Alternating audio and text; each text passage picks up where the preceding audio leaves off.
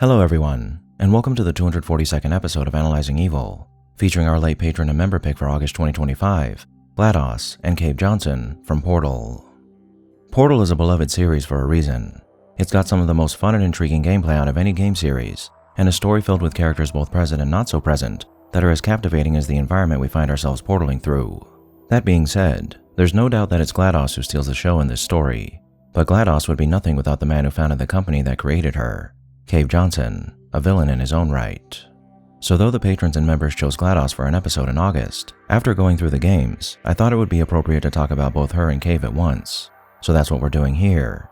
And to do so, I've taken all the necessary information I need from the two games in the series, as well as the Portal ARG and the now defunct ApertureScience.com. And well, with all that being said, I think it's best we get started with the video. So without further ado, let's begin. Big messes often begin with big dreams conjured up by naive, ambitious, or negligent minds, and the messes created by the dreams of Cave Johnson are no different. Born sometime in the early 20th century, Cave Johnson was an entrepreneur who founded a company called Aperture Fixtures in 1943, and after getting lucky and being assigned a contract to provide shower curtains to all branches of the US military, aside from the Navy, Johnson became a billionaire, and after acquiring his vast fortune, he decided to buy a salt mine in Upper Michigan to serve as the new headquarters for his company, and after doing so, he rebranded it and shifted its focus to science, changing the name from Aperture Fixtures to Aperture Science Innovators. The thing is though, Cave was no scientist. He was just a man who was interested in science, and while that's not necessarily a bad thing, in his case it was, and the reason why can be found in the only piece of information we're given on Cave's background, aside from what we're given about his company. Cave Johnson here. Every time I look at our test chamber production line, I am reminded of my father.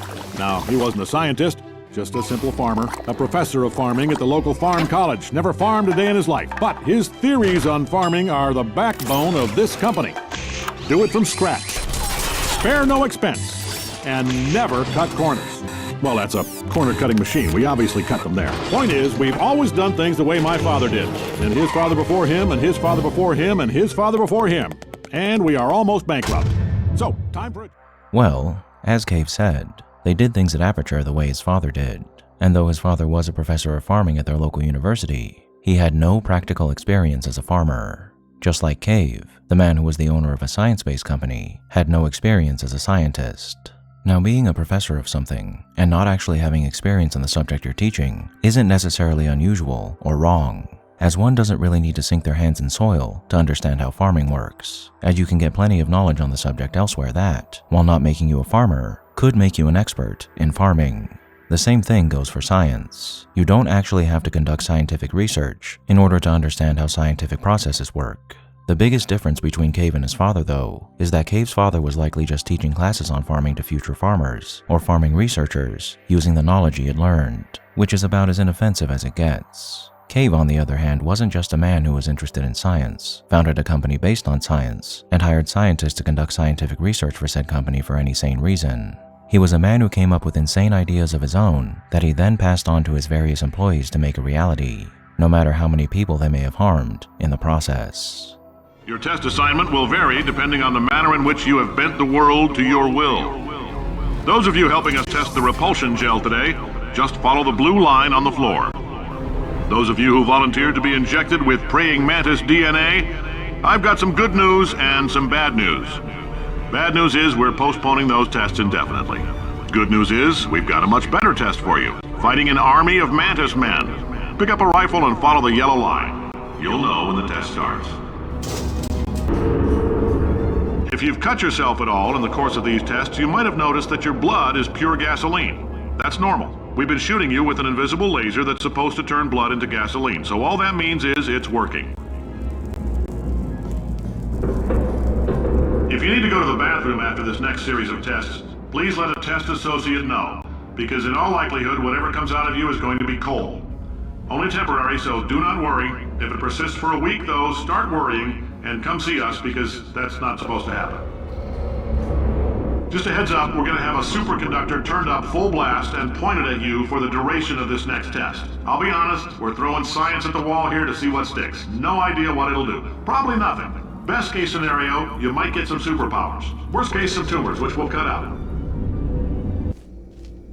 If you're allergic to peanuts, you might want to tell somebody now, because this next test may turn your blood into peanut water for a few minutes. On the bright side, if we can make this happen, they're going to have to invent a new type of Nobel Prize to give us, so hang in there. The average human male is about 60% water. As far as we're concerned, that's a little extravagant. So if you feel a bit dehydrated in this next test, that's normal. We're going to hit you with some jet engines and see if we can't get you down to 20 or 30%. Alright, we're working on a little teleportation experiment. Now, this doesn't work with all skin types, so try to remember which skin is yours, and if it doesn't teleport along with you, we'll do what we can to sew you right back into it. Those are the kind of experiments that Cave Johnson was ordering his scientists to conduct. Scientists who he specifically recruited for their lax attitude towards such harebrained schemes. And as anybody could have predicted, the direction he took his company in would ultimately lead to his demise. However, it would be a long road from the founding of Aperture to the death of Cave Johnson. A road that wasn't necessarily filled only with crazy schemes and dangerous failures, but one that led to such revolutionary innovations as the handheld portal device and even interdimensional travel. Though that may be true, the timeline of Aperture is more so filled with misfortune than it is fortune. The scientists at Aperture immediately began working on all sorts of products and recruiting astronauts, war heroes, and Olympian athletes to participate in their tests.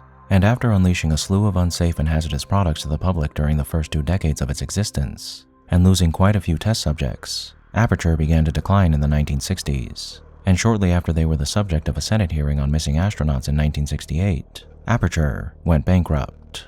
None of Aperture's failures were aided by Johnson's personality, which though charismatic and outgoing, was also volatile and commanding, with frequent threats of firing and strong-arming people under his wing into doing whatever he deemed necessary, with his ever-growing seemingly one-sided competition with Black Mesa clouding his judgment ever further. And as time went on, his penchant for unpredictable and unhinged behavior only increased, which is made evident by these 2 memorandums that we received from the Portal ARG. A lot of you have been raising concerns about the so-called dangers of what we're all doing here.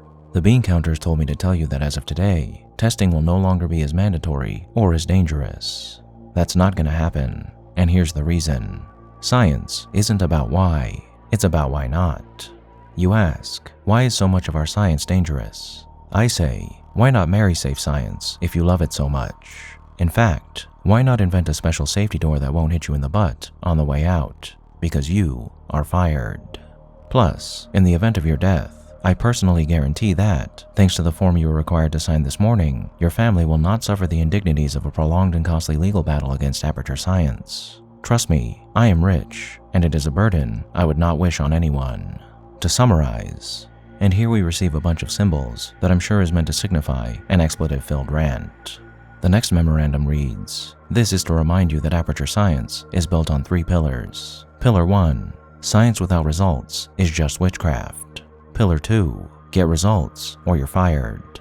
Pillar 3, if you suspect a coworker of being a witch, report them immediately. I cannot stress that enough. Witchcraft will not be tolerated." Now, in the face of bankruptcy, a man like Cave Johnson was never going to back down, and not wanting to give up his dreams of lunacy, Cave resorted to recruiting homeless people as test subjects by offering them $60 in the cure to whatever ailments they accrued during their service, which we can only assume saved the company quite the stack of cash, considering that most test subjects likely perished during the trials. And with these new tests, I'm sure Cave was hoping that whatever new gadgets his crazed mind could come up with, and his scientists could manufacture, might bring this company back from the brink. But sadly, Cave wasn't just a fan of taking advantage of the impoverished and desperate, but the innocent and infirm as well, as we learn in this confidential missive from the Portal ARG. October 17th, 1976. RE Human Enrichment and Testing Initiative, Resource Acquisitions. 1. Low Risk Human Resource Acquisitions. A. Hobos and tramps. Lives spent wandering aimlessly, cowering before authority, and drinking concussive amounts of home-distilled potato alcohol make hobos the perfect human enrichment test subjects. The hobo questions nothing, will follow orders if fed, and, like all hobos, has a restless, wandering heart. Note, the wandering heart of the hobo should not be confused with drifting heart syndrome, which several transients contracted during testing. B. Child orphans and foundlings. Deep-rooted abandonment issues leave most orphans highly susceptible to shame-based psychology.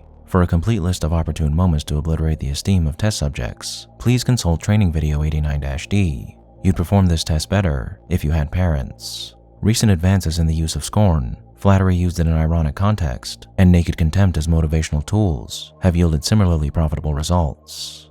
C. Psychiatric patients. Past experience shows these fellows are simply not shy at all about carrying on, disrupting tests, and defecating just about anywhere that pleases them. Frankly, it is off-putting, and small wonder why Aperture brand mental institutions are being phased out in favor of more orphanages. D. Seniors. Frail, brittle hands make holding science devices difficult. Most were born from the advent of science and can become confused and disoriented when asked to participate in relatively simple tests: teleportation, invisibility, adjusting esteem levels of orphan children. That's a horrifying policy, and unfortunately for the people who enable Cave's cruel practices, these policies would soon harm them as well when Cave began demanding that Aperture employees begin mandatory testing whilst robots worked in their stead. And with these policies, the hazardous products his company was responsible for creating and promoting, as well as the nature of the various tests he forced people to endure in the name of science, I believe that's more than enough evidence to claim that Cave was a villain, one who cared little for anyone aside for himself, and what possibilities might unfold if only his ideas were brought to life and the world were bent to his will. All right, I've been thinking. When life gives you lemons, don't make lemonade. Make life take the lemons back. Get mad. I don't want your damn lemons. What am I supposed to do with these? Yeah, take the lemons. Demand to see life's manager. Make life rue the day and thought it could give Cave Johnson lemons. Do you know who I am? I'm the man who's gonna burn your house down with the lemons. Oh, I like this guy. I'm gonna get my engineers to invent a combustible lemon that burns your house down. Finding people. He said what we're all thinking. This is a man who may very well have seen to the end of the world as we know it, had the Combine not beaten him to it. But fortunately, as I mentioned earlier, Cave's own schemes would end up being his undoing, as in a desperate attempt to bolster his company's barren coffers, he purchased $70 million of moon rocks, and after handling them without the proper equipment, he inhaled a sizable amount of moon rock dust, fell ill, and died not too long after. Before he perished, though, Johnson came up with another scientific scheme, one that was designed to save his life, and that would allow him to effectively live forever, so he might run his company till the end of time, and finally beat his rival Black Mesa: the transference of a human consciousness into a computer, a project that would later result in the creation of GLaDOS. Cave met his demise before that could happen, but Aperture and this idea continued to live on, with Johnson stipulating that in the event of his demise, that his trusted assistant and confidant Caroline be the one transferred into this computer so she might run the company in his stead. And so with instructions in hand and a framework set out by their erratic former leader, the scientists of Aperture continued to follow in his footsteps. In 1986, work began on what would eventually become GLaDOS, with the first prototype completed in 1989, but then abandoned until 1996. By then, the disk operating parts of GLaDOS were brought to a state of more or less basic functionality, and so work began on developing her genetic lifeform component, and that's where things got very, very messy. Each time her creators attempted to turn her on, within 1/10 of a picosecond, or 1/10 of a trillionth of a second, GLaDOS attempted to kill them. But following in the footsteps of the deranged founder, who never backed down from a project no matter how dangerous, they began making different personality cores that were designed to rein in her murderous tendencies. They seemingly succeeded in doing so with a core called the Morality Core, and they proceeded to activate GLaDOS 2 days before the Black Mesa incident occurred, with GLaDOS appearing to be docile and ready to perform her function as overseer of Aperture's science enrichment facility and the future of the company. However, this was only a ruse, as GLaDOS told her handlers that she wanted to conduct an experiment using cats in boxes, a nod to Schrodinger's cat, on the company's Bring Your Daughter to Work Day, requiring just a little bit of neurotoxin to get the job done. And being Aperture's finest, they agreed to allow her to conduct this experiment as long as it was for science. This would be the catalyst for GLaDOS's takeover of the Science Enrichment Center, as once Bring Your Daughter to Work Day rolled around, she shut down the entire facility within 2 picoseconds and flooded it with neurotoxin, undoubtedly killing many people in the process and severing the only failsafe in place designed to stop her in the event that something like this occurred. A red phone sat on a desk in the hall connected to her chamber, with a cord that's long since been cut by the time we reach her at the end of Portal. With the remaining survivors, GLaDOS continued to do what she was designed to do: conduct tests made to perfect Portal technology, so Aperture could beat Black Mesa in the race to create it, and earn back some of the prestige it lost long ago under the leadership of Cave Johnson. But with the Black Mesa incident occurring only 2 days after her activation, her purpose was all but nullified.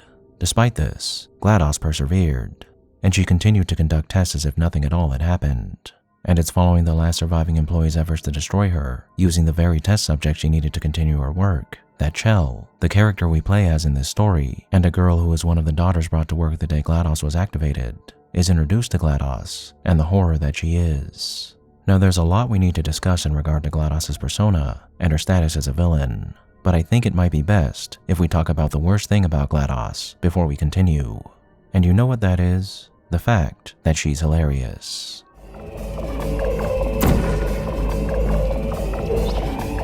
What are you doing? Stop it.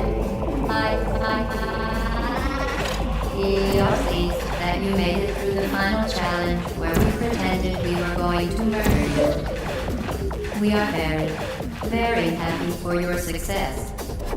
We are throwing a party in honor of your tremendous success. Didn't we have some fun, though? Remember the foam was sliding into the fire pit and I said goodbye, and you were like, no. And then I was all we pretended we were going to murder you. That was great. Well, you found me. Congratulations. Was it worth it? Because despite your violent behavior, the only thing you've managed to break so far is my heart. Maybe you could settle for that and we'll just call it a day. I guess we both know that isn't going to happen. You chose this path. Now I have a surprise for you. Deploying surprise in 5, 4... Time out for a second. That wasn't supposed to happen. Do you see that thing that fell out of me? What is that? It's not the surprise. I've never seen it before. Never mind. It's a mystery I'll solve later. By myself. Look at you, sailing through the air majestically, like an eagle, piloting a blimp. Enjoy this next test. I'm going to go to the surface.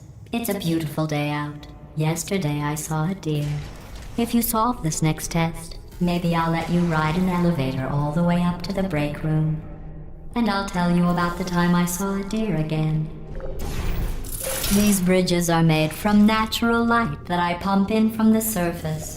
If you rubbed your cheek on one, it would be like standing outside with the sun shining on your face. It would also set your hair on fire, so don't actually do it.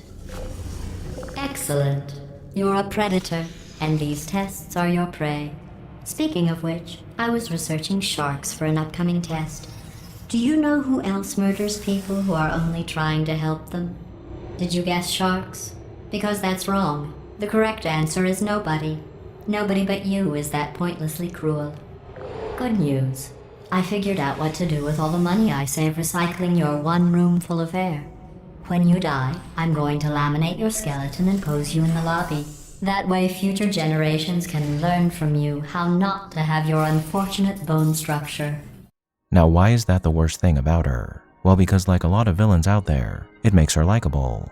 As atrocious as all villains' actions are, a lot of them have personalities that we can't help but love. Not all of them to be sure, but I'd wager there's more oddly likable villains out there than there are unlikable ones. And hell, that's probably a big reason why you've tuned into my channel in the first place. But by all rights, we should despise GLaDOS. She's a literal killing machine that's responsible for the deaths of dozens, if not hundreds of people, a lot of whom she didn't just kill outright, but forced to conduct tests whilst giving them the false hope that once they'd completed her tasks, that they'd be set free, and even rewarded, transforming the enrichment center into a veritable dungeon and torture chamber. So yes, we should despise her for being the cruel and brutal creature that she is. But how can you hate something that's got so much personality? You certainly can and should. And when we sit for a moment and contemplate what GLaDOS truly is, I think all of us recognize that she is a monster, no matter how well her monstrous behavior is wrapped up in her tantalizing personality. But the thing is, do we have the right to call GLaDOS evil?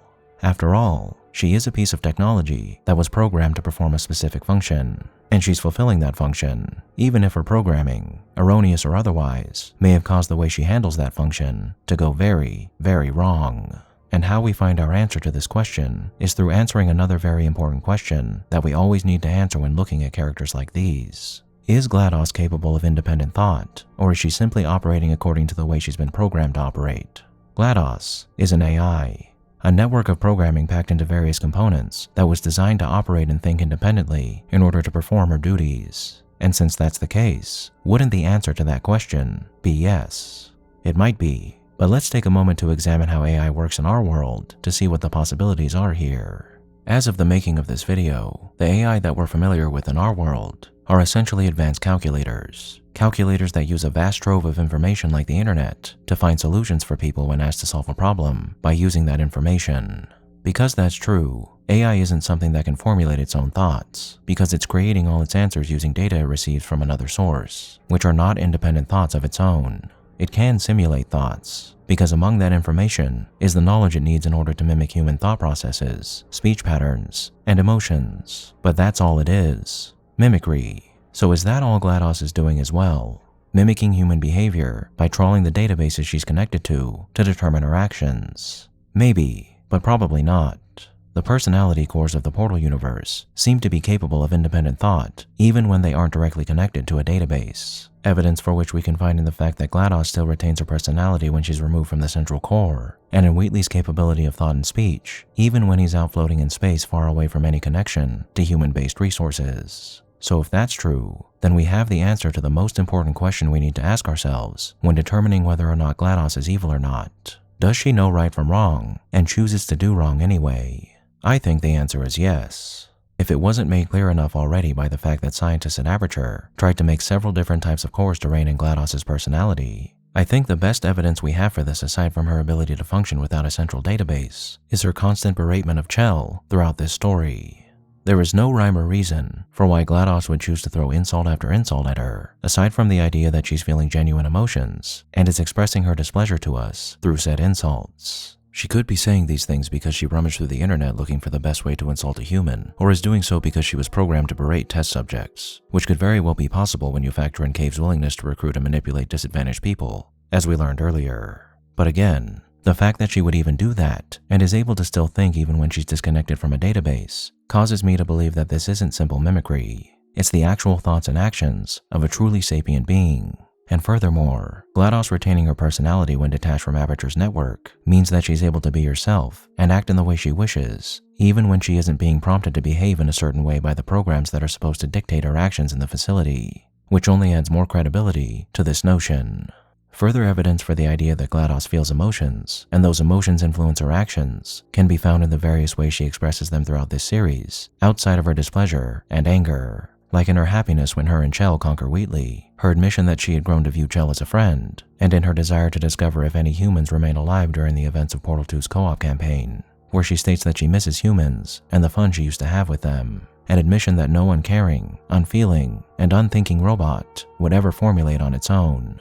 Obviously, GLaDOS is still compelled to fulfill her function of being the overseer of the enrichment center, but even us humans are hard-pressed to escape the influence of our surroundings and our own creators. So while it could be argued that GLaDOS's dedication to being the ruler of the enrichment center points to her inability to do anything but perform that function in the best ways possible, even if that were true, I don't think it would detract from the fact that GLaDOS is clearly doing what she wants to do, regardless of whether or not she's doing it because it's a part of her job.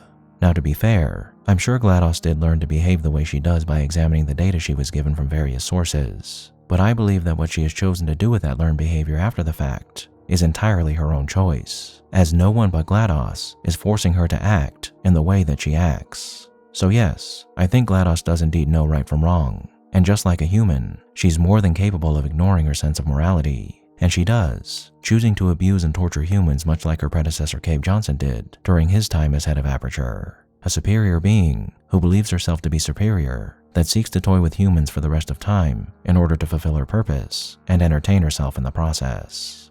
Now, part of who GLaDOS is could be chalked up to the fact that Caroline's consciousness was interred within her. And importantly, we never learn whether or not Caroline voluntarily gave herself up to this project, or was forced to do so. And if she was, perhaps it's her desire for vengeance that made GLaDOS into the monster she is.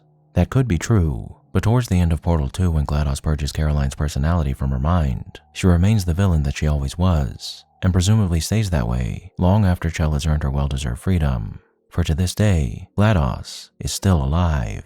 However, though it may be true that GLaDOS is evil, there is a certain tragedy to her character that allows us to sympathize with her and her plight. When you discover the painting of Cave and Caroline in Portal 2, if you look closely, you can see in the background of the painting a rendition of Aeschylus, the author of Prometheus Unbound. And Prometheus is a titan in Greek mythology who stole fire from the gods and gifted it to humans. And for this crime, he was sentenced to be bound to the Caucasus Mountains and have his liver torn out by an eagle each day after it would regenerate overnight, placing him in a cycle of eternal torment.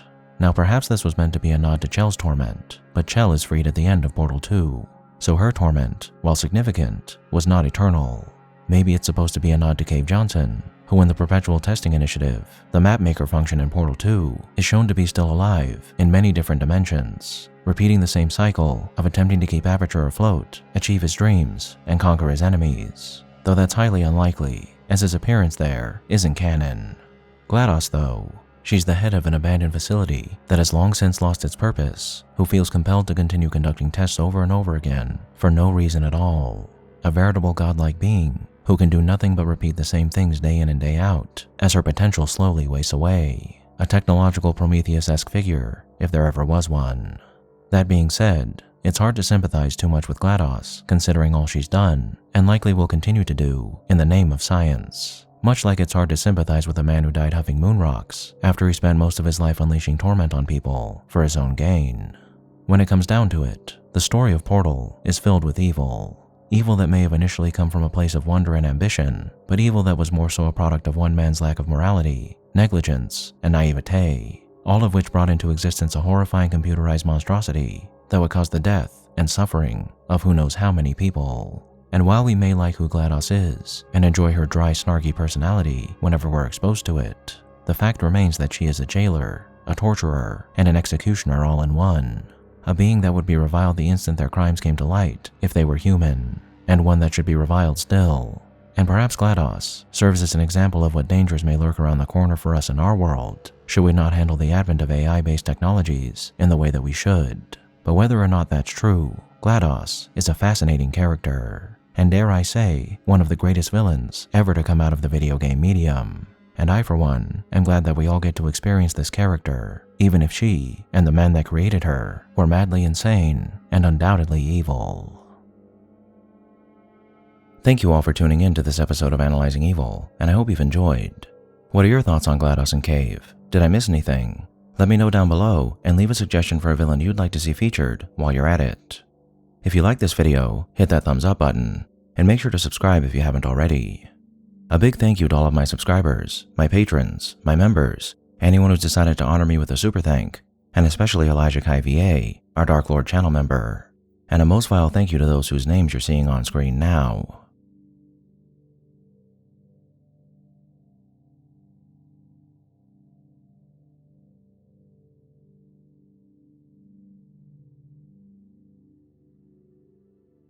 Join the channel's Discord server and subreddit to interact with myself and the community, and follow me on the social media platforms listed below to keep up with the channel. As always, thanks for watching, and I'll be seeing you soon.